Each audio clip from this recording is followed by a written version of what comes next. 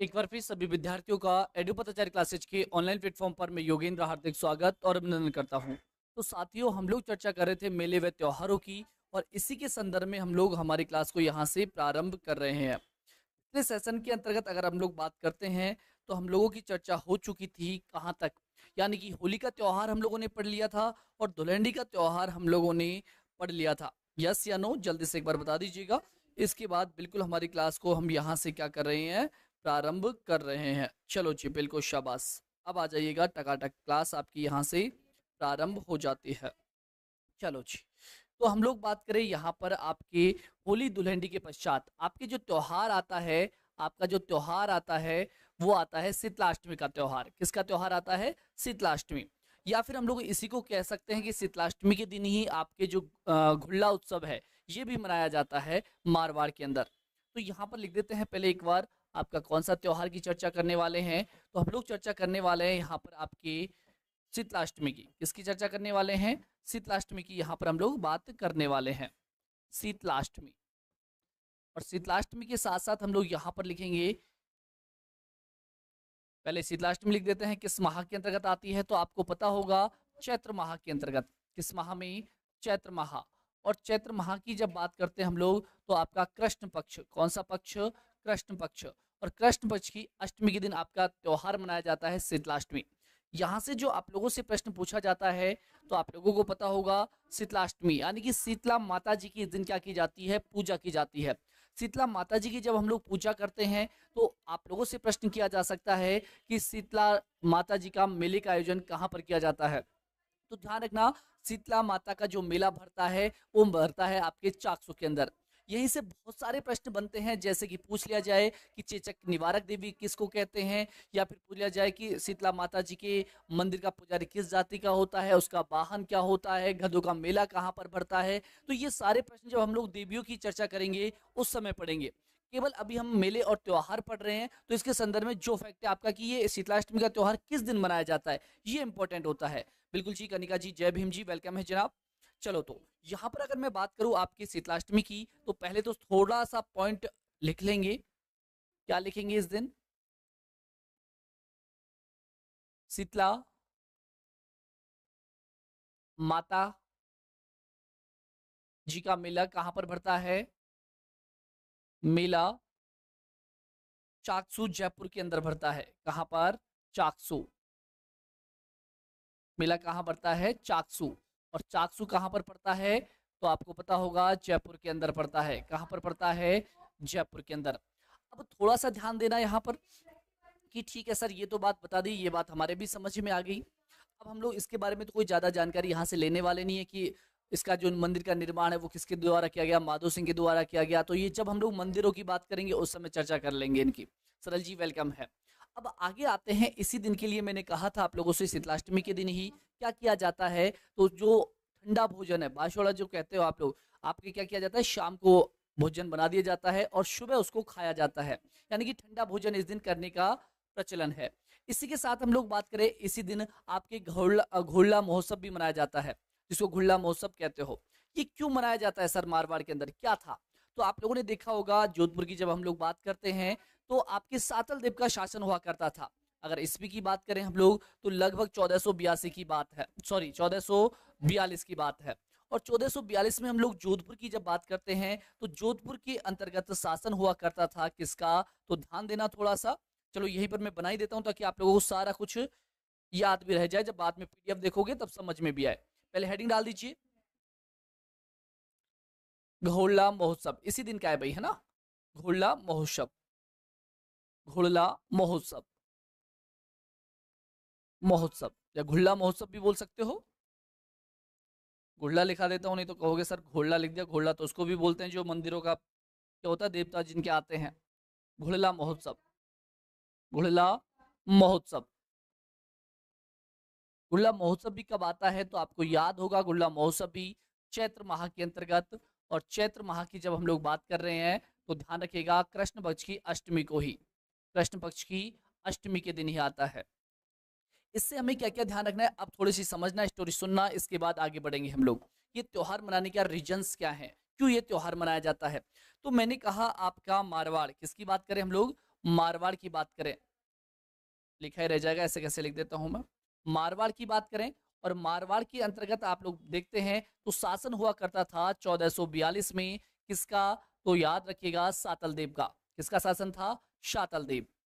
दूसरी तरफ हम लोग जाते हैं, अगली बात करें हम लोग जैसलमेर की, और जैसलमेर में यहाँ पर शासन हुआ करता था, जैसलमेर, जैसलमेर में शासन हुआ करता था मल्लू खां का। किसका, मल्लू खां का। अब क्या करता है मल्लू खां, जो सातल देव का बेटा होता है इसको किडनैप कर लेता है। हाँ, एकदम स्कॉर्पियो लेकर गए काले कांच वाली, और जाकर किसको चुरा लाए, सातल देव के बेटे को चुरा लाए। अब यहाँ पर सातल देव इससे मांग करेगा कि भाई मेरा बेटा लौटा दे, पर वो अगर लौटाना ही होता वो ऐसा करता ही क्यों। तो यहाँ पर क्या करता है मल्लू खां, जब अपने जो सातल देव का बेटा था इसको नहीं लौटाता है, तो सातल देव को याद आता है कि भाई साहब इसकी एक प्यारी सी नन्ही सी मुन्नी सी बच्ची है जिसका नाम है गेंदड़ी। क्या नाम है, गेंदड़ी। तो सातल देव क्या करता है, गेंदड़ी को उठा लाता है कि तू मेरा बेटा दे दे और तेरी बेटी ले जा। यही तो होता था पहला। मूवी भी देखते हो आप लोग, है ना, सलमान खान की, शाहरुख खान की, आमिर खान की, सारे के सारे ऐसे ही करते हैं पिछली मूवियों में। तो यहाँ पर क्या किया, जो गेंदड़ी है इसको उठाकर लेकर आता है कौन, शातल देव। अब दोनों के बीच यही बहस चल रही। अब मल्लू खां परेशान हो गया कि यार मेरी बेटी ले गया ये तो, अब क्या करूं मैं। अब मल्लू खां का सेनापति होता है, मल्लू खां का सेनापति जिसका नाम मिलता है घुल्ला। क्या नाम मिलता है, घुल्ला। इस घुल्ला को भेज देता है कहां पर, सातल देव यानी कि मारवाड़ के अंदर, कि जा और मेरी बेटी को छुड़ा कर लेकर आ। यहाँ पर आता है। अब यहाँ पर जैसे मारवाड़ में प्रवेश करता है तो एक स्थान है, अगर मैं उस स्थान की भी बात करूं तो आप लोगों को पता होगा कौन सा, कोषाणा। और कोषाणा पड़ता है आपके कहां पर, पीपाड़ के अंदर। कहां पर, पीपाड़। ठीक है। तो यहाँ पर जाकर इसको लगभग कहते हैं कि 140 कन्याएं हैं जो क्या कर रही होती है, पूजा अर्चना कर रही होती है। तो यहाँ पर इन कन्याओं को उठाकर घुड़ला ले आता है। कहां पर ले आता है, कोषाणा पीपाड़ के अंतर्गत ले आता है। और सातल देव को मैसेज भेज देता है व्हाट्सएप पर। क्या भेजता है कि भाई साहब अगर तुझे क्या चाहिए, तेरे शासन की, तेरे राज्य की ये महिलाएं चाहिए तो किसको लेकर आ जा, तू लेकर आ जा भाई साहब गेंदड़ी को, तो ये तुझे तेरी कन्याएं मिल जाएंगे। अब एक शासक का सबसे बड़ा धर्म होता है पहले अपने प्रजा की रक्षा करना, इसलिए घुल्ला चला जाता है कहां पर, कोषाणा पीपाड़ के अंतर्गत। और यहीं पर युद्ध होता है, कोषाणा का युद्ध। कौन सा, कोषाणा का युद्ध। और इस युद्ध में आपका कौन, सातल देव इस घुल्ला की गर्दन काट देता है। जब इसने गर्दन, इसकी गर्दन काटी सातल देव ने, तो जो ये महिलाएं थी, इन महिलाओं के द्वारा इस जो घुल्ला है इसकी जो ऊपर की क्या बोलती है, मुंडी, खोपड़ी, इसको सिर पर रखकर घुमाया। और इसी वजह से, इसी दिन से ये प्रथा हो गई कि एक मटकी सिर पर रखकर, क्या रखकर, मटकी, और उस मटकी के अंतर्गत क्या रखकर, छेद रखकर, छेद कर दिया जाता है और उसको रखकर घुमाया जाता है। ठीक है, इसीलिए इस महोत्सव का नाम पड़ गया घुल्ला महोत्सव। बस इतना सा हमें ध्यान रखना, कोई मतलब नहीं, ये स्टोरी आपसे कोई नहीं पूछेगा, फिर भी थोड़ा सा ध्यान रख लेना अगर आप याद रखना चाहते हैं। केवल आप लोगों से एग्जाम में जो प्रश्न किया जाता है वो किया जाता है कि घुल्ला महोत्सव कब मनाया जाता है, या फिर घुल्ला महोत्सव कहाँ का प्रसिद्ध है। ठीक है, तो दोनों बातें यहां से हम लोग याद रखेंगे और या साथ में ही नोट भी कर देते हैं। लिखिएगा, यह महोत्सव, यह महोत्सव कहाँ का प्रसिद्ध है भाई, तो यह महोत्सव मारवाड़ का प्रसिद्ध है। कहाँ का, मारवाड़ का। और मारवाड़ बोले तो मारवाड़ के साथ लिखना जोधपुर, जोधपुर का प्रसिद्ध है, जोधपुर का प्रसिद्ध है, प्रसिद्ध है, प्रसिद्ध है। साथ में लिख दीजिएगा, इस दिन महिलाएं क्या करती है, इस दिन महिलाएं छिद्र वाली मटकी लेकर, छिद्र वाली, छिद्र वाली मटकी, मटकी सिर पर रखकर, सिर पर, सिर पर रखकर, रखकर नृत्य करती है, करती है। ठीक है, तो इतनी बात यहां से क्या रखेंगे आप लोग, याद रखेंगे। अब घुल्ला महोत्सव के बाद सीधा हम लोग चलते हैं चैत्र अमावस्या की तरफ। किधर, चैत्र अमावस्या की तरफ। और चैत्र अमावस्या के दिन कोल्लू मंड के अंतर्गत, कोल्लू मंड कहां पर पड़ता है आप लोगों को अच्छे से पता होगा, तो कोल्लू मंड के अंतर्गत चैत्र अमावस्या के दिन आपका किसका मेला लगता है भाई, आप लोग बताओगे। पाबू जी का मेले का आयोजन किया जाता है। तो ये भी आपको लोगों के लिए एक महत्वपूर्ण फैक्ट बन जाता है। तो इसको भी यहाँ पर क्या करेंगे हम लोग, नोट कर कर लिख देंगे। नोट।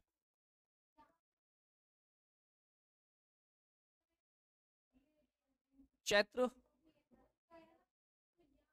मास की अमावस्या को, चैत्र मास की अमावस्या को, अमावस्या के दिन, अमावस्या के दिन कोलूमंड। और कोलू गांव कहां पर पड़ता है भाई, कोलूमंड, क्वेश्चन में लिख दीजिएगा जोधपुर। कोलूमंड जोधपुर में, जोधपुर में पाबू जी का, किसका, पाबू जी का, पाबू जी का मेले का आयोजन किया जाता है। पाबू जी का मेले, मेला का आयोजन किया जाता है, आयोजन किया जाता है, आयोजन किया जाता है, किया जाता है। ठीक है, तो यहां तक की बात हमारी क्या होती है, कंप्लीट होती है। अमावस्या की बात हो गई। अमावस्या के बाद सीधे जब हम लोग आगे की तरफ बढ़ते हैं, तो आगे चलते हैं तो आपका आता है कौन सा त्योहार, नवरात्राओं के त्योहार। कौन से त्योहार स्टार्ट हो जाते हैं आपकी, नवरात्रा। मैंने कहा आपकी नवरात्रा वर्ष में 2 बार आते हैं। एक तो आता है आश्विन के माह में और एक आते हैं चैत्र के माह में। तो दोनों चीजें यहाँ पर आप लोगों को ध्यान में रखनी है। अब जो हम लोग बात कर रहे हैं वो चैत्र मास की नवरात्राओं की बात कर रहे हैं। तो यानी कि अगला आपका जो आएगा त्योहार वो कौन सा आ जाएगा, नवरात्राओं का त्योहार। यानी कि कौन सी, नवरात्रा। शाबाश, जिसको नवसर नवरात्रा भी कहते हैं, यानी कि नवरात्रा, या फिर इसको बोल सकते हैं हम लोग नव संवत्सर, नव संवत्सर। ठीक है, चलो जी। अब यहाँ पर बात करें ये कब आता है सर, तो ध्यान रखिएगा चैत्र मास के अंतर्गत। और चैत्र मास के कृष्ण पक्ष की तो बात हो चुकी है, तो अब कौन सा पक्ष आएगा, शुक्ल पक्ष आएगा। ठीक है, तो शुक्ल पक्ष के अंतर्गत 1 से लेकर 9वीं तक ये त्योहार आपका चलता है। लिख दीजिएगा किस माह में आता है, चैत्र मास में। चैत्र मास की, चैत्र मास की शुक्ल पक्ष, कौन सा पक्ष, शुक्ल पक्ष।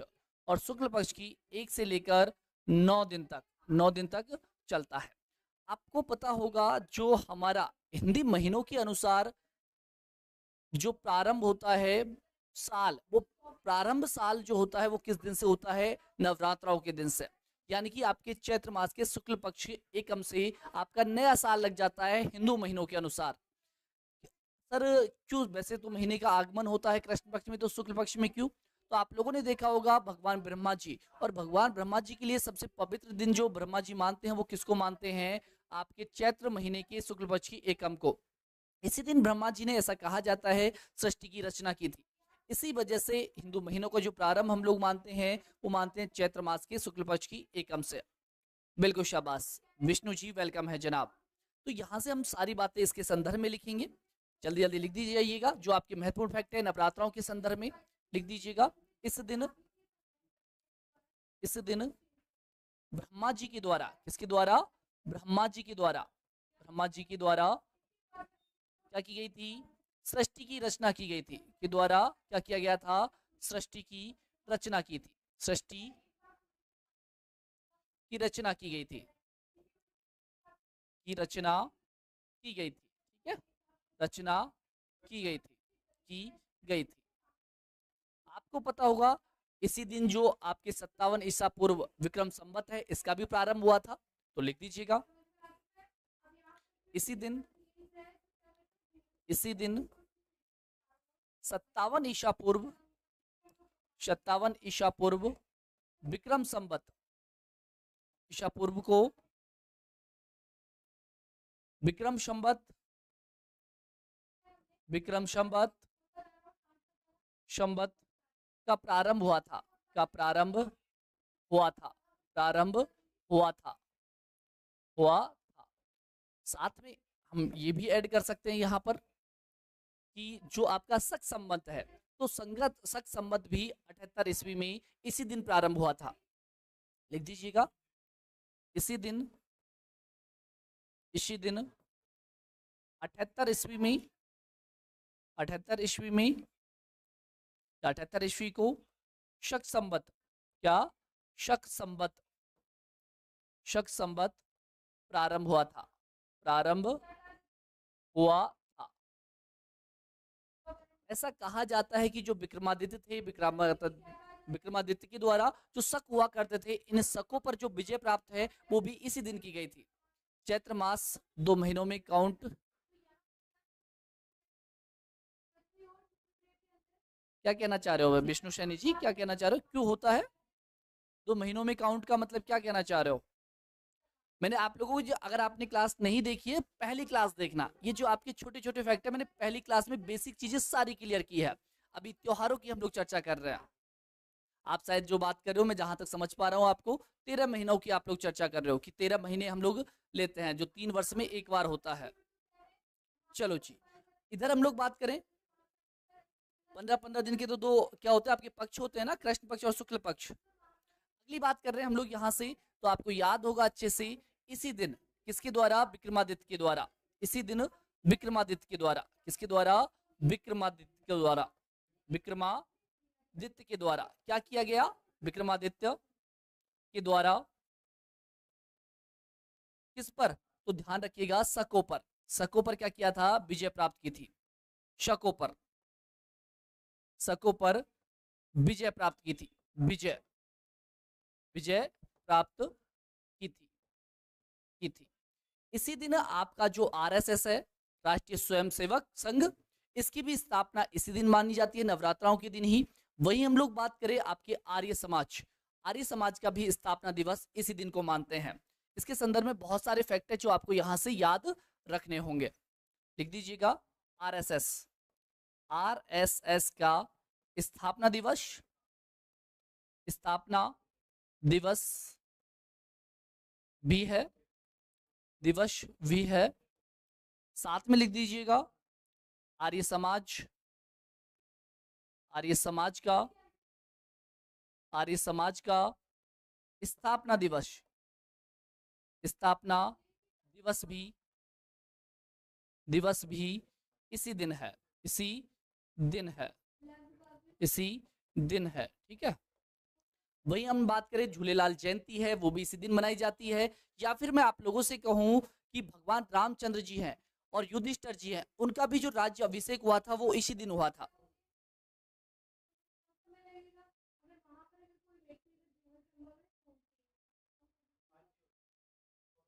नहीं गुरुजी, 15 दिन साल की शुरुआत में,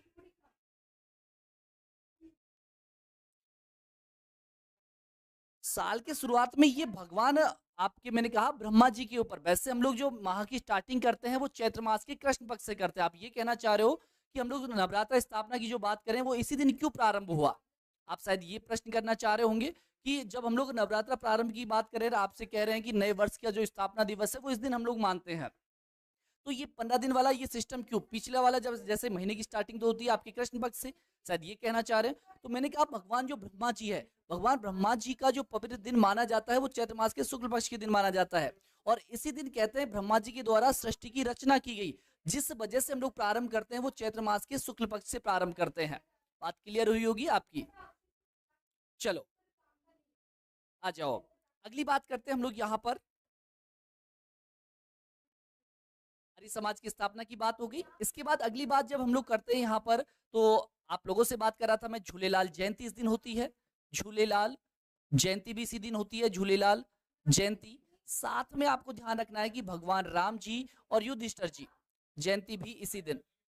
साथ में ये भी ध्यान रखना है कि आपके भगवान रामचंद्र जी, किसकी बात करें, भगवान राम, भगवान लिखो भाई आगे, भगवान रामचंद्र जी, भगवान रामचंद्र जी, रामचंद्र जी व युधिष्ठिर जी का, युधिष्ठिर जी का व युधिष्ठिर, युधिष्ठिर जी का राज्य अभिषेक, का राज्य अभिषेक, राज्य अभिषेक इसी दिन किया गया था, राज्य अभिषेक इसी दिन, इसी दिन किया गया था, इसी दिन किया गया था, इसी दिन किया गया था, किया गया था। ठीक है, गया था। साथ में ध्यान रखिएगा जो आपकी नवरात्रा है, इस नवरात्रा को हम लोग बसंतीय नवरात्रा भी कहते हैं। क्या भी कहते हैं? बसंतीय नवरात्रा भी इसी को कहा जाता है। अगली बात करते हैं यहां से, पहले तो नोट करके इसको भी ऐड कर दो, कहीं चिपका दो।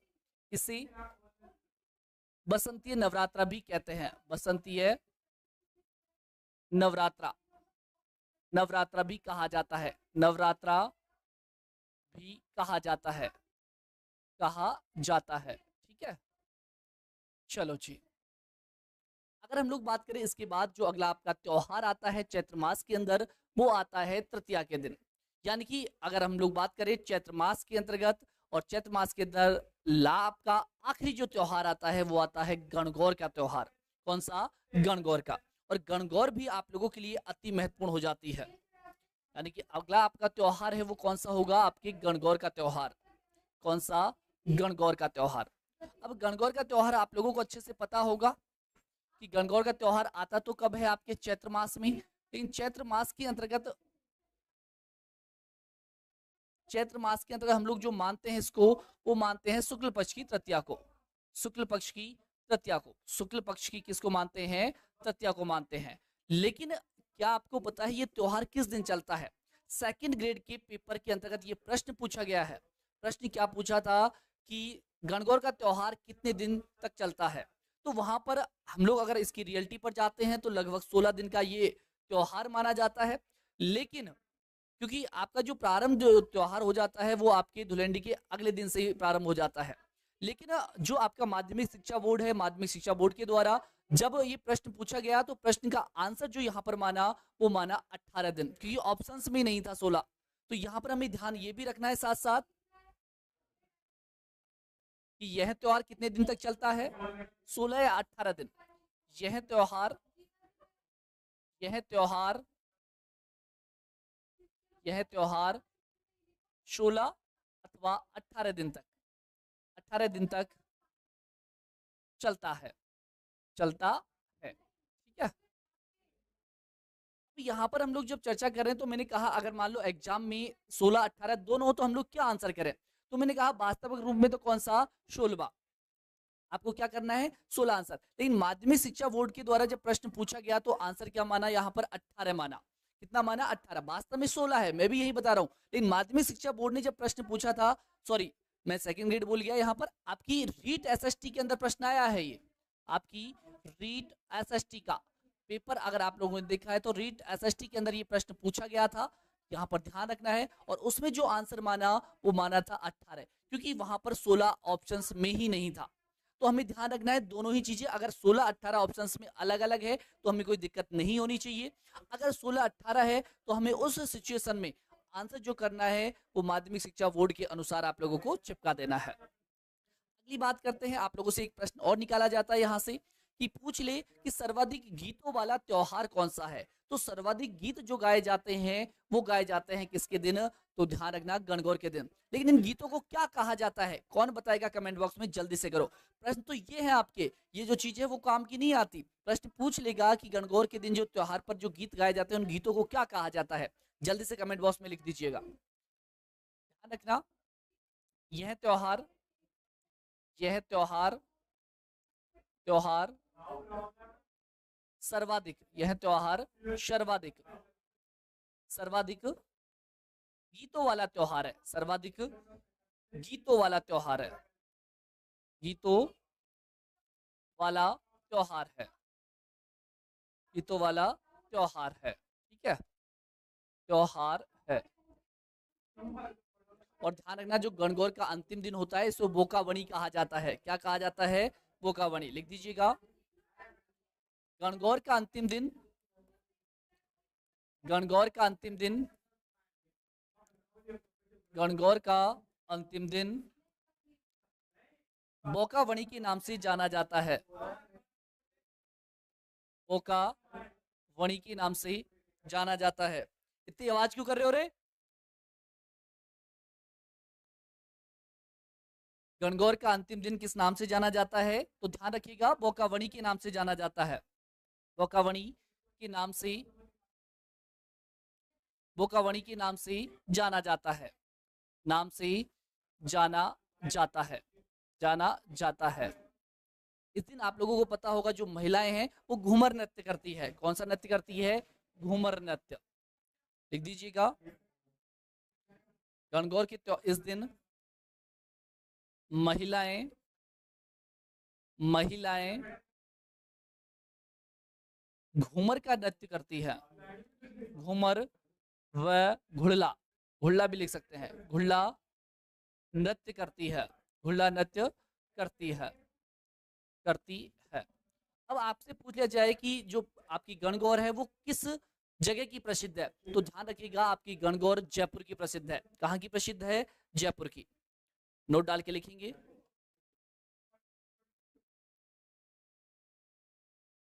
गणगौर कहाँ की प्रसिद्ध है? तो आपकी जयपुर की प्रसिद्ध है। राजस्थान में, राजस्थान में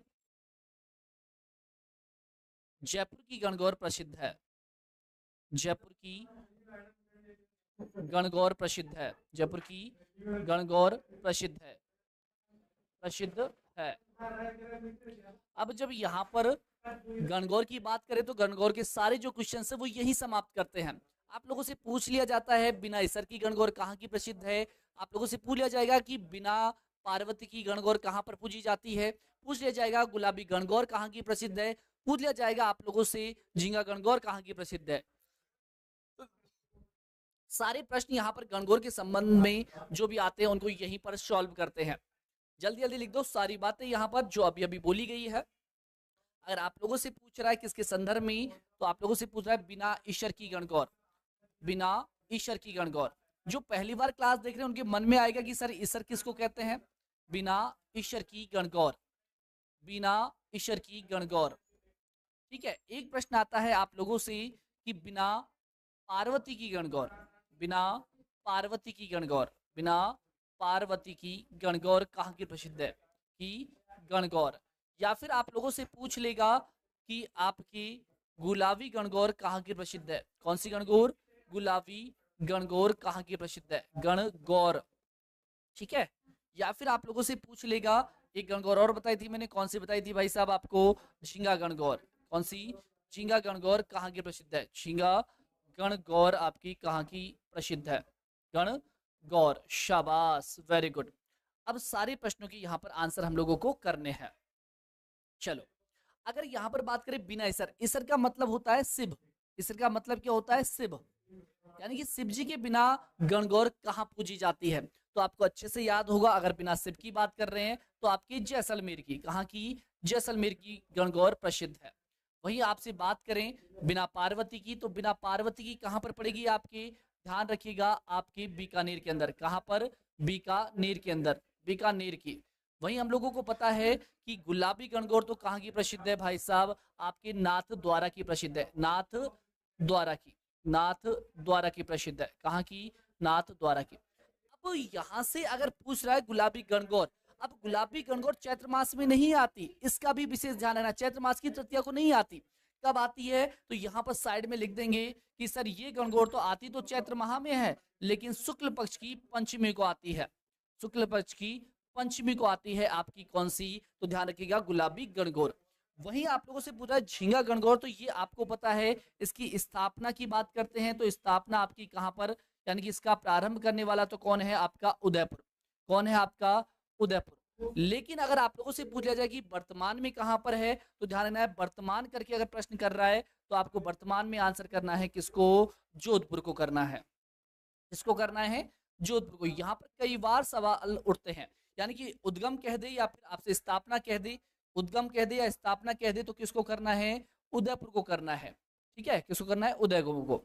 अगर वही वर्तमान में पूछ ले तो किसको करना है? जोधपुर को करना है। इस दिन ऐसा कहा जाता है कि जिनके विवाह नहीं होते या फिर किसी प्रकार की विवाह के अंदर अड़चन चल रही होती है, तो इस दिन महिलाओं के द्वारा अगर डंडे खा लें तो यहाँ पर उनके शादी विवाह के बीच में जो अड़चन आती है वो अड़चनें समाप्त हो जाती है। और इस दिन ऐसा कहते हैं कि आपके जोधपुर के अंतर्गत मेले का आयोजन किया जाता है, और वहां पर अगर वो व्यक्ति, आदमी, लड़का, पुरुष मार खा लेता है, डंडे खा लेता है, तो उसकी सारी जो प्रॉब्लम्स है विवाह के संबंध में वो समाप्त हो जाती है। ये मेले का जो आयोजन किया जाता है, ये जोधपुर की कौन सी पहाड़ी, मसूरिया की जो पहाड़ी है, कौन सी, मसूरिया पहाड़ी। और मसूरिया पहाड़ी पर मेला लगता है कौन सा वाला, तो बेंतमार मेला। कौन सा, बेंतमार मेला, ठीक है ना, बेंतमार मेला। यहां पर जाकर क्या कर ले, डंडे खा ले, तो सारा कुछ यहां से क्या हो जाएगी, उसकी प्रॉब्लम सॉल्व हो जाएगी। तो ये कुछ आपकी गणगौर के संदर्भ में बातें थी जो आप लोगों को यहां से क्या करना है, ध्यान रखना है। अब मैंने कहा आप लोगों के जो त्योहार है, तीज त्योहारा, बाबड़ी और लेडूबी गणगौर, तो यहाँ से गणगौर के जैसे ही त्योहार आता है तो आपके राजस्थान के अंदर जो त्योहार हैं ये समाप्त हो जाते हैं। लेकिन फिर भी इसके बाद भी कुछ महत्वपूर्ण त्योहार और बच जाते हैं जिनको भी हमें नहीं छोड़ना। यानी कि त्योहार के संबंध में कोई भी प्रश्न हमारा बाहर नहीं रहना चाहिए हमारी क्लास से।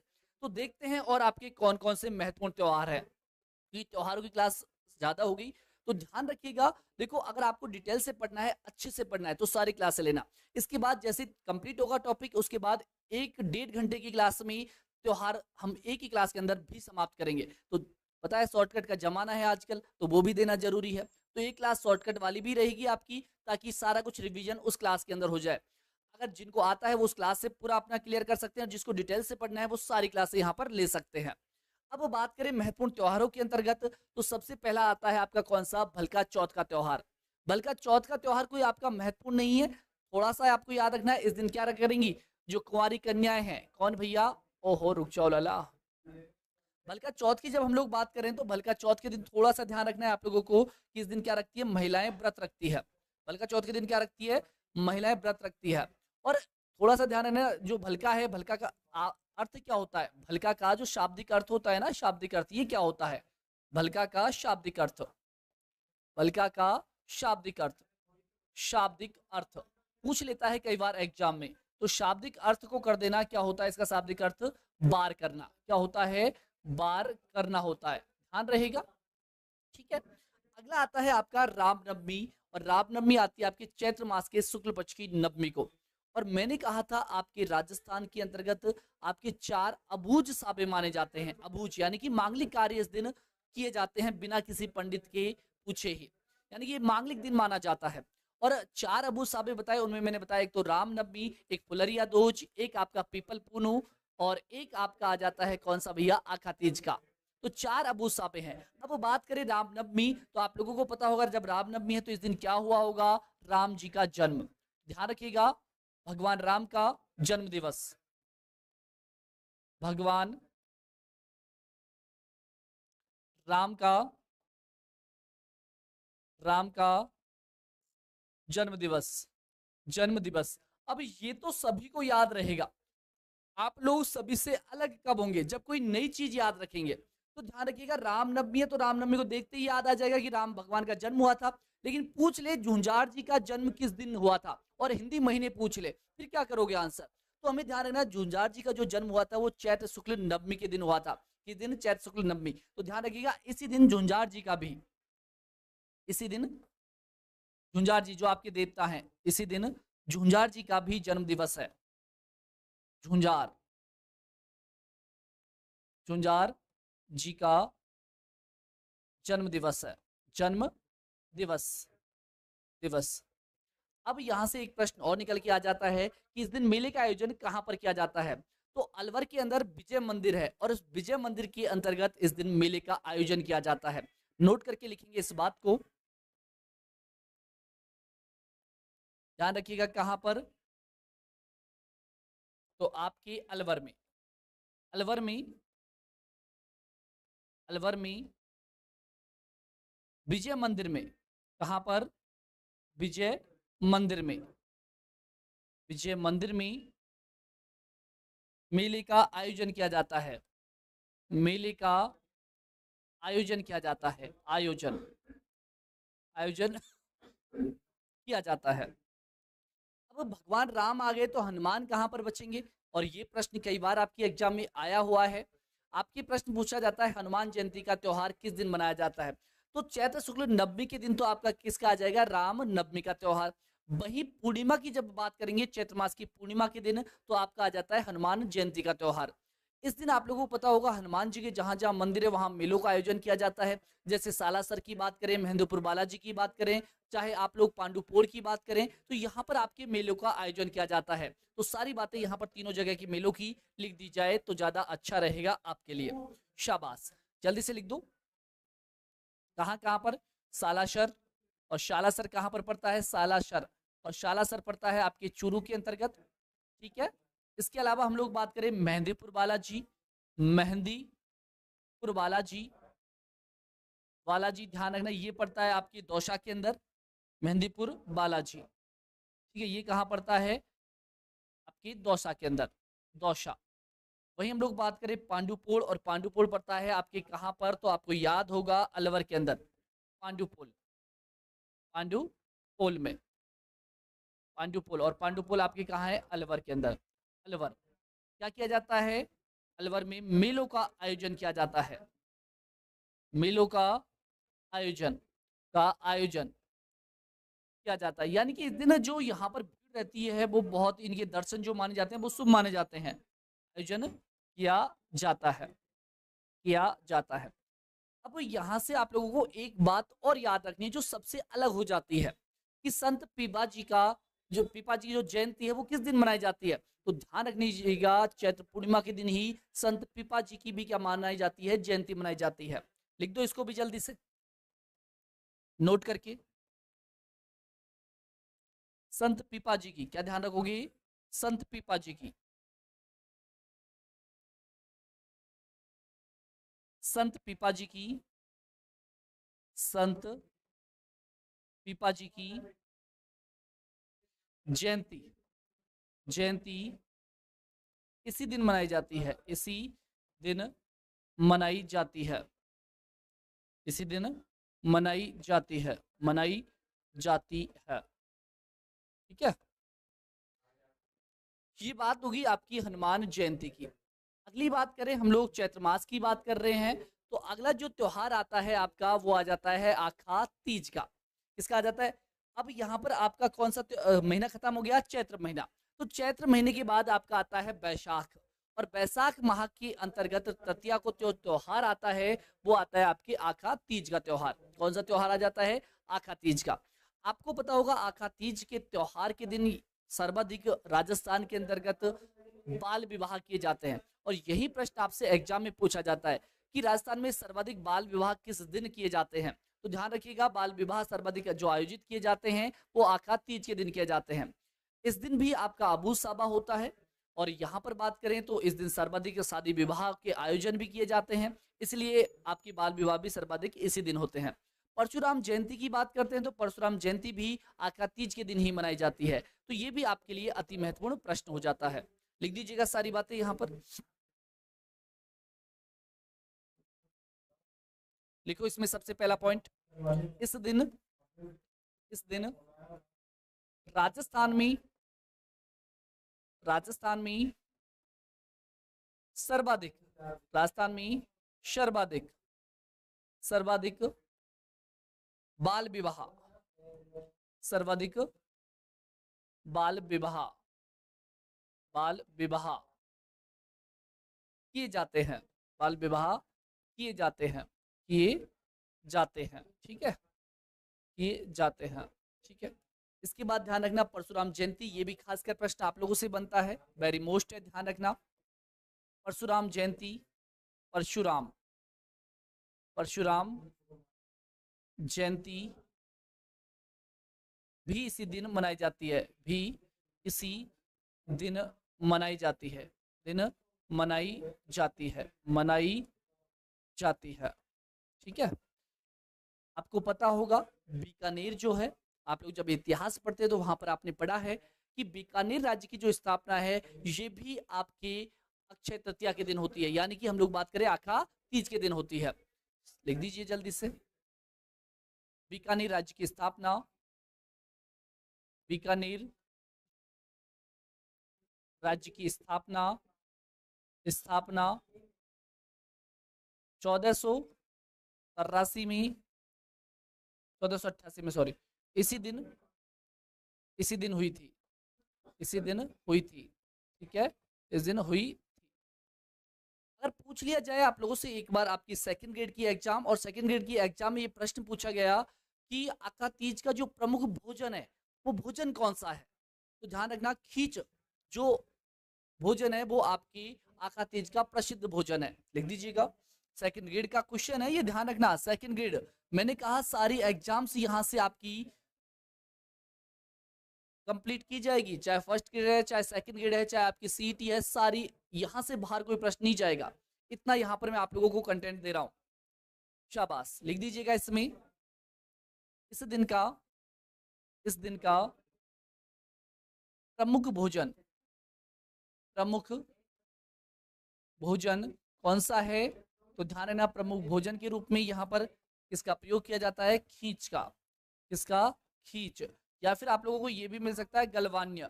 खींच व गलवान्य यहाँ की क्या है, प्रमुख भोजन है, गलवान्य इस दिन के। वहीं आप लोगों से पूछ ले कि जो किसान है अपने खेतों को किस दिन जोतता है, यानी कि हालोत्या, किसान के द्वारा हालोत्या का दिन है वो कौन सा होता है। हालोत्या यानी कि हल से जोत निकालना। आप लोगों ने देखा होगा बैसाख के महीने में किसान क्या करता है कि सावन में जाके बरसात आएगी, और बरसात आएगी तो उससे पहले अपनी जो जमीन है उसको उर्वरक बनाने के लिए वो क्या निकालता है, जोत निकालता है। तो इसी दिन से जोत निकालना प्रारंभ कर देता है। तो यहां पर लिख देंगे इस दिन, इस दिन को किसान, किसान किसके रूप में, तो ध्यान रखिए हालोत्या। हालोत्या क्या लिखोगे, हालोत्या। हालोत्या की शुरुआत करता है, हालोत्या की शुरुआत करता है, क्या करता है, शुरुआत करता है, शुरुआत करता है, ठीक है, करता है। तो यहां तक की बातें आप लोगों की कंप्लीट हो गई होगी। आगे बात करें तो अगला आता है आपका पीपल पूर्णिमा का त्योहार, बैसाख पूर्णिमा। अब यहीं से आपके शादी विवाह स्टार्ट हो गए, तो ये भी आपका अबूझ सभा है। सबसे पहला पॉइंट तो यही डाल दो इसमें भी, आपके पीपल पुण्य। और मैंने अभी बोला था पीपल पुण्य आपका अबूझ सभा है, यह है, या फिर इस दिन मांगलिक कार्य किए जाते हैं। इस दिन मांगलिक कार्य, मांगलिक कार्य किए जाते हैं, किए जाते हैं। यह भी, यह भी अबूझ साबा है, यह भी अबूझ साबा है, अबूझ साबा, ठीक है। और आपको पता होगा मातृकुंडिया के अंतर्गत, जिसे हम लोग राजस्थान का हरिद्वार भी कहते हैं, वहां पर मेले का आयोजन किया जाता है, मातृकुंडिया। अगर हम लोग बात करें तो आपको पता होगा अच्छे से कि क्यों इसे मातृकुंडिया कहा जाता है, क्या पता है, तो अगर पता है तो कमेंट बॉक्स में जल्दी से चिप दो, एक बार लिख दो पहले यहां पर, इस दिन मातृकुंडिया, मातृकुंडिया। और मातृकुंडिया कहां पर पड़ता है, आपके चित्तौड़ में, जोधपुर में पड़ता है, चित्तौड़ में, तो ध्यान रखो चित्ताड़गढ़ है ना, कहां पर पड़ता है, चित्तौड़गढ़, चित्तौड़गढ़ है ना, चित्तौड़गढ़। और लिख दीजिएगा चित्तौड़गढ़ में मातृकुंडिया में मेले का आयोजन किया जाता है, मेले का आयोजन किया जाता है, मेले का आयोजन किया जाता है, आयोजन किया जाता है। अगर आप लोगों को याद है तो बहुत सारी किंवदंतियां मिलती है इसके संदर्भ में, आयोजन किया जाता है, किया जाता है। इसी को हम लोग राजस्थान का हरिद्वार भी कहते हैं। अगर हम लोग इसकी चर्चा करें, मैं थोड़ी सी चर्चा करूं मातृकुंडिया की, तो आपको पता होगा परशुराम जी के द्वारा ऐसी किंवदंतियां हैं, कोई स्पष्ट उल्लेख नहीं मिलता, लेकिन परशुराम जी के द्वारा अपनी माता की हत्या कर दी गई। और इस बात से बहुत ही परेशान थे आपके परशुराम भगवान। और परशुराम ने, भगवान ने क्या किया, महादेव जी की पूजा अर्चना की। और महादेव जी प्रसन्न होकर उनसे बोलते हैं कि बताओ कि क्या प्रॉब्लम है वत्स। तो यहाँ पर परशुराम जी कहते हैं कि पिता की हत्या करते हुए सुना है, बेटों की हत्या करते सुना है, लेकिन मैंने तो अपनी माँ की ही हत्या कर दी, और मुझे तो अब नरक में भी जगह नहीं मिलेगी। इसका क्या प्रायश्चित है भगवान, ऐसा मुझे प्रायश्चित बता दीजिएगा। तो यहाँ पर ऐसा कहा जाता है कि महादेव जी के द्वारा परशुराम जी को ये कहा गया कि आप ऐसे करो कि एक कुंड की स्थापना करो, और उस कुंड के अंतर्गत स्नान करने वाला पवित्र हो जाएगा, अपने पापों को धो लेगा। इसी वजह से कहा जाता है कि आपकी मातृकुंडिया कुंड के अंतर्गत जाकर स्नान करने से आपके पाप धुल जाते हैं। और इसी वजह से आपके इस कुंड को किस नाम से जाना जाता है? राजस्थान के हरिद्वार के नाम से जाना जाता है। लिख दीजिएगा चाहे तो आप लोग यहीं पर साथ में, राजस्थान का, इसे ही ऐसे लिखेंगे, इसे ही, इसे ही राजस्थान का, राजस्थान का हरिद्वार भी कहा जाता है। हरिद्वार भी, राजस्थान का हरिद्वार, हरिद्वार भी कहा जाता है, हरिद्वार भी कहा जाता है, कहा जाता है, कहा जाता है। ठीक है, ये बात समझ में आ गई होगी।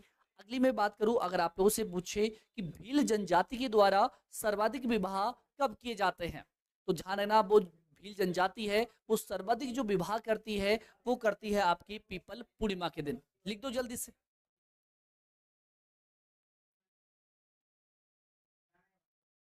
लिखो इसी के अंतर्गत, भील जनजाति के द्वारा, भील जनजाति के द्वारा, जनजाति के द्वारा, द्वारा इस दिन, इस दिन सर्वाधिक, सर्वाधिक विवाह किए जाते हैं, सर्वाधिक विवाह किए जाते हैं, किए जाते हैं, किए जाते हैं। एक बार आपकी एग्जाम राजस्थान की, और एग्जाम के अंदर पूछा गया कि भील जनजाति के द्वारा आखा तीज के दिन, सॉरी आपके पीपल पूर्णिमा के दिन जो विवाह किए जाते हैं, इन विवाह को क्या कहा जाता है? तो ध्यान रखना, इन विवाह को कहा जाता है हाथी बेंडो। क्या कहा जाता है? हाथी बेंडो। बिल्कुल जी, अभी तो यहाँ से हम लोग एडू पढ़ लो चुपचाप भाई।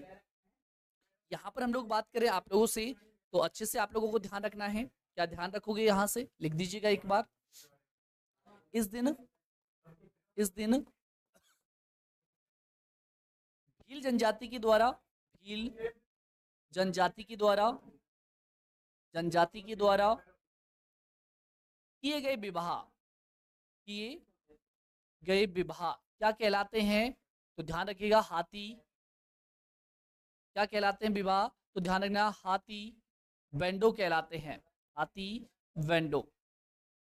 और जो भीलों की दुल्हन होती है इसको कहा जाता है लाड़ी। क्या कहा जाता है? दुल्हन होती है उसको कहते हैं हम लोग क्या? लाड़ी। दुल्हन को क्या बोलते हैं? लाड़ी बोलते हैं। वैसे हमारे भी बोलते हैं, लेकिन ये भीलों की बोली जाती है। वहीं हम लोग बात करें जो दूल्हा होता है, कौन होता है? दूल्हा होता है। इस दूल्हे को बोला जाता है हरज। क्या बोला जाता है? हरज। तो कोई भरोसा नहीं एग्जाम में क्या प्रश्न आप लोगों से कर लिया जाए, हमें सारी बातें इनके संदर्भ में क्या रखनी है? पता रखनी है। चाहे छोटी बात है चाहे बड़ी बात है, सारी बातें हमें खुद को आनी चाहिए। अगर हम लोग बात करें आखा तीज की, तो आखा तीज आप लोगों को बताया मैंने, बैसाख शुक्ल कर लेना भाई, यहाँ पर है ना, शुक्ल पक्ष की तृतीया को आती है। आखा तीज को ही हम लोग किस नाम से भी जानते हैं, चाहे तो आप लोग यहाँ पर अन्य नाम भी लिख दो। अन्य नाम, अन्य नाम में हम लोग लिख सकते हैं अक्षय तृतीया, अक्षय तृतीया लिख सकते हैं। अक्षय तृतीया के बाद आप लोग यहाँ पर लिख सकते हो सुआ तीज, भी इसी को कहते हैं, सुआ तीज भी, ठीक है, इसी का नाम है। तो यहाँ पर मैंने आप लोगों को पीपल पूर्णिमा, आखा तीज के बारे में बताया, जो भी सारी जानकारी यहाँ से मिलती है। आगे की चर्चा करें हम लोग, तो अगला आपका जो त्योहार आता है वो बट अमावस्या का आता है। बट अमावस्या आपके जेठ की अमावस्या को मनाई जाती है, और इस दिन बड़ के वृक्ष की पूजा की जाती है। लिख दीजिएगा, इस दिन, इस दिन बड़ के वृक्ष की, बड़ की वृक्ष की, वृक्ष की पूजा की जाती है, पूजा की जाती है, पूजा की जाती है, जाती है, ठीक है। और इस दिन सावित्री की है कथा भी सुनी जाती है। लिख दो साथ में, इस दिन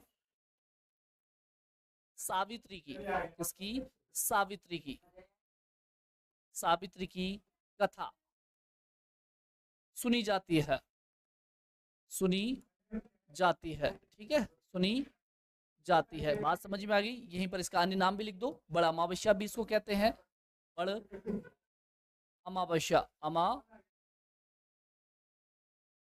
बड़ अमावस्या भी इसी को कहते हैं, अमावस्या, ठीक।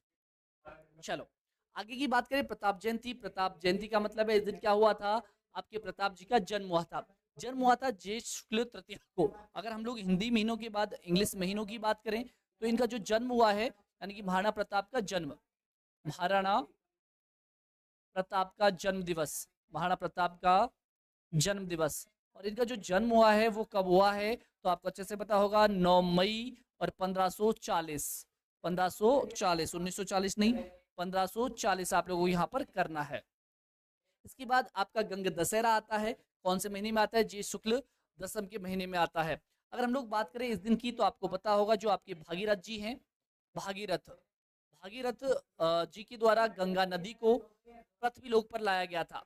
गंगा नदी को कहां पर लाया गया था, गंगा नदी को पृथ्वी लोक पर लाया गया था, लोक पर लाया गया था। ये छोटे छोटे हैं जो आपको त्योहार याद रखने होंगे, वैसे कोई इंपॉर्टेंट नहीं है, लेकिन हमें किसी भी एग्जाम में कोई सा भी प्रश्न पूछा जा सकता है। सर ये क्लास डेली, जी हाँ बिल्कुल, आपकी क्लास 9:30 पर ये क्लास प्रारंभ हो जाती है। और मैंने कहा आपकी चाहे फर्स्ट ग्रेड हो, सेकंड ग्रेड हो, रीट हो, एसएसटी हो, रीट एसएसटी के अंदर बात करें, या फिर हम लोग बात करें आपके सीईटी की, या फिर हम लोग बात करें आपके एलडीसी की, सभी के लिए अति महत्वपूर्ण क्लास रहने वाली है। मैंने कहा कोई चीज आपकी बकाया नहीं होगी। साथ में इसी क्लास के अंतर्गत जैसे पूरा टॉपिक हुआ फुल डिटेल के साथ हम लोग कर रहे हैं, लास्ट में अंतिम में जब पूरा टॉपिक हो जाएगा शॉर्टकट में भी आपको बताऊंगा। जिनको शॉर्टकट पसंद है वो शॉर्टकट देखिए, जिनको डिटेल से पसंद है वो डिटेल से देखिए। बात समझ में आई? चलो, ये आपके कुछ महत्वपूर्ण त्योहार हो गए। इसके बाद भी एक आध त्योहार और है जो आपको यहाँ से ध्यान रख लेने हैं। जैसे हम लोग बात करें निर्जला एकादशी की, तो ये ज्येष्ठ शुक्ल एकादशी को आती है। साथ में हम लोग सीखेंगे कि किस प्रकार से इनको याद किया जाएगा, कौन कौन से त्योहार आपके लिए अति महत्वपूर्ण रहेंगे। योगिनी एकादशी की बात करें तो आषाढ़ के महीने में कृष्ण पक्ष की एकादशी को आती है आपकी योगिनी एकादशी। देवसैनी एकादशी की बात करें तो ध्यान रखना आषाढ़ शुक्ल 11 के दिन आती है। वहीं बात करें व्यास या फिर आपकी गुरु पूर्णिमा की, ये आषाढ़ पूर्णिमा के दिन आती है। ध्यान रखिएगा आषाढ़ पूर्णिमा के दिन, ये इस दिन आपके गुरु का बड़ा महत्व है, यानी कि आपके वेद व्यास जी का क्या हुआ था, जन्म हुआ था। ठीक है, यहाँ पर लिख सकते हैं हम लोग वेद व्यास जी का, वेद व्यास जी का, वेद व्यास जी का जन्म दिवस, जन्म दिवस इस दिन हुआ था, जन्म दिवस। ठीक, ये भी आप लोग यहां से ध्यान रख लेंगे। गंगा दशहरा हो गया हमारा, योगिनी एकादशी होगी, देवसैनी एकादशी हो गई, व्यास पूर्णिमा हो गई या गुरु पूर्णिमा होगी, क्योंकि वेद व्यास जी का इस दिन जन्म है तो गुरुओं की पूजा करना इस दिन माना जाता है। इसके बाद आपकी नाग पंचमी जो श्रावण कृष्ण पक्ष की पंचमी को आती है। और सबसे ज्यादा पूछा जाने वाला प्रश्न है आपका कौन सा, नेवला पंचमी का। नेवला सॉरी पंचमी नहीं, नवमी। नेवला नवमी का जो त्योहार आता है वो श्रावण मास के कृष्ण पक्ष की नवमी को आता है। इसके बाद आता है आपकी हरियाली अमावस्या, और हरियाली अमावस्या भी आपकी जो आती है सावन अमावस्या के दिन आती है। ये क्यों प्रसिद्ध है, तो ध्यान रखना इस दिन जो विधवा महिलाएं होती है वो तो अपना जो पति होता है इसकी आत्मा की शांति के लिए व्रत रखती है। और आपने देखा होगा पोमचा, ना, पोमचा पहनकर, यानी जो काला वस्त्र होता है वो पहनती है, और पति की जो पति है उसको क्या देने के लिए, शांति प्रदान करने के लिए व्रत रखती है। वहीं कुंवारी जो कन्याएं हैं वो अपने को अच्छा वर मिले इसलिए वो व्रत रखती हैं, और विवाहित जो महिलाएं हैं वो अपने पति की दीर्घायु के लिए इस दिन क्या रखती है, फास्ट रखती है। वही अगर हम लोग बात करें जो आपकी जिन महिलाओं की हम लोग अगर बात करते हैं संतान दोष जिनके अंतर्गत है ना, तो वो महिलाएं भी इस दिन व्रत रखती है, संतान दोष निवारण के लिए क्या करती है, व्रत रखती है। तो यहाँ पर लिख दीजिएगा सारी बातें इस संबंध में हरियाली अमावस्या की, तो लिख दीजिएगा इस दिन महिलाएं इस दिन संतान दोष निवारण के लिए, संतान दोष निवारण के लिए, दोष निवारण के लिए, यही महत्वपूर्ण फैक्ट बनता है यहाँ का, निवारण के लिए व्रत रखती है, व्रत रखती है, व्रत रखती है। ठीक है, व्रत रखती है। अब इस दिन से अधिकतर जो प्रश्न बनते हैं वो आपके किसके लिए बनते हैं, तो ध्यान रखना मेलों के लिए बनते हैं। बुड्ढा जोहड़ का मेला इसी दिन आयोजित किया जाता है, ब्राह्मण मेला इसी दिन आपका आयोजित होता है। तो इन मेलों को भी आपको ध्यान में रखना है, सारे मेले यहाँ पर लिख दें जो इस दिन आपके आयोजित किए जाते हैं। लिखिएगा बुड्ढा जोहड़ मेला, कौन सा, बुड्ढा जोहड़, बुड्ढा जोहड़ मेला, जोहड़ मेला। और बुड्ढा जोहड़ मेला जो आयोजित किया जाता है वो ध्यान रखना कहाँ पर किया जाता है, गंगा नगर के अंदर किया जाता है। कहाँ पर, गंगा नगर के अंतर्गत। वहीं आप लोगों को पता होगा अजमेर के अंतर्गत एक और आपका मेले का आयोजन किया जाता है, और अजमेर में कौन सा किया जाता है तो आपको पता होगा कल्प वृक्ष मेला। कौन सा, कल्प वृक्ष मेला। कल्प वृक्ष मेला आपके कहाँ पर, तो आपकी अजमेर में। अजमेर में भी अगर कोई आप लोगों से स्थान पूछ ले तो ध्यान रखना आपको कौन सा करोगे, मांगलियावास। कौन सा, मांगलियावास। और मांगलियावास कहाँ पर पड़ता है, आपकी अजमेर में पड़ता है। कहाँ पर, आपकी अजमेर में पड़ता है। वहीं ब्राह्मण देवता की बात करें, ब्राह्मण देवता का मेले का आयोजन भी किया जाता है। ब्राह्मण देवता मेला, तो ध्यान है ना, ये मेला है भरता है आपके जोधपुर के अंदर। कहाँ पर, जोधपुर। जोधपुर में भी बात करें आपके कहाँ पर, मंडौर के अंदर। मंडौर, और मंडौर में कहाँ पर, जोधपुर में, जोधपुर के अंतर्गत। तो ये सारी बातें आप लोगों को यहाँ से याद रखनी है हरियाली अमावस्या तक की। इसके बाद एक आध और है आप लोगों के जो आप लोगों को थोड़ा थोड़ा ध्यान रखना है। अगर बात करें हम लोग मकर संक्रांति, आपकी मकर संक्रांति 14 जनवरी के दिन आती है, फिक्स डेट है, ठीक है, त्योहार है तो आपको तो ध्यान रखना पड़ेगा। इसके बाद हम लोग बात करें तो आपको पता होगा मकर संक्रांति कहाँ की प्रसिद्ध है, तो मकर संक्रांति आपकी जयपुर की प्रसिद्ध है। कहाँ की, जयपुर। और जयपुर का पतंग महोत्सव, पतंग महोत्सव, पतंग महोत्सव, महोत्सव प्रसिद्ध है। महोत्सव प्रसिद्ध है, आप लोगों से पूछेगा, ठीक है, प्रसिद्ध है। इसके बाद एक पूछ लिया जाता है आप लोगों से एग्जाम में, तेरुंडा। तेरुंडा से क्या अभिप्राय है, या फिर आप लोग क्या समझते हो कि तेरुंडा क्या होता है।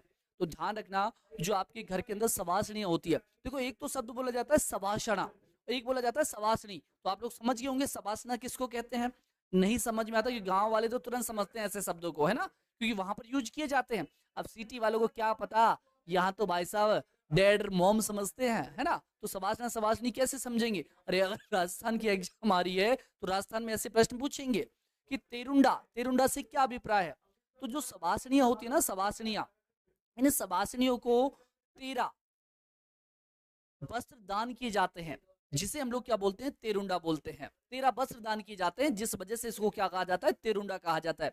सवासनियां किसको कहते हैं तो समझ लेना, जैसे कि घर के अंदर जो बुआजी होती है, ठीक है, बहन होती है, तो इनको घर के अंदर सवासनी बोला जाता है। जो इनके पति होते हैं उनको कहा जाता है सवासना, जैसे फूफा जी हो गए, ठीक है, जीजा जी हो गए, इनको क्या कहा जाता है, घर के अंदर सवासना कहा जाता है। तो ये चीज भी आपको यहाँ से क्या रखनी पड़ेगी, याद रखनी पड़ेगी। लिख दीजिएगा, इस दिन, इस दिन सवासनियों को, इस दिन सवासनियों को, शवासनियों को, सवासनियों को, सवासनियों को 13 वस्त्र, 13 वस्त्र दान करने का, दान करने का प्रावधान है, करने का प्रचलन है, प्रचलन है। इसके बाद हम लोग आखिरी बात करें, हरतालिका तीज जो भाद्र के शुक्ल पक्ष की तृतीया को आती है, हरतालिका तीज। आगे हम लोग बात करें तो आपका कोई त्योहार नहीं बचता। तो यहाँ पर सारी बातें मैंने यहाँ से आपकी क्या कर दी है, क्लियर कर दी है। तो ये आपके जो त्योहार थे ये तो होते हैं आपके कंप्लीट। अब जैसे कि सिख धर्म के कोई त्योहार आते हैं प्रसिद्ध प्रसिद्ध, उनकी चर्चा कर लेंगे अगले सेशन में। आपके जैन धर्म के आते हैं, उनकी कर लेंगे, ठीक है। मुस्लिम समुदाय के अंदर आते हैं, उनकी कर लेंगे। यानी कि अब धर्म के आधार पर हम लोग जो त्योहार हैं उनकी चर्चा करेंगे नेक्स्ट सेशन में, ठीक है। तो इस प्रकार से आपके मेले जो सॉरी त्योहार जो थे वो यहाँ पर क्या होते हैं, समाप्त होते हैं। अगर क्लास अच्छी लगी तो सभी को बताना, सारी पीडीएफ्स आपको एप्लीकेशन के ऊपर प्रोवाइड हो जाएगी। तो मिलते हैं नेक्स्ट सेशन में, तब तक के लिए जय हिंद, जय भारत।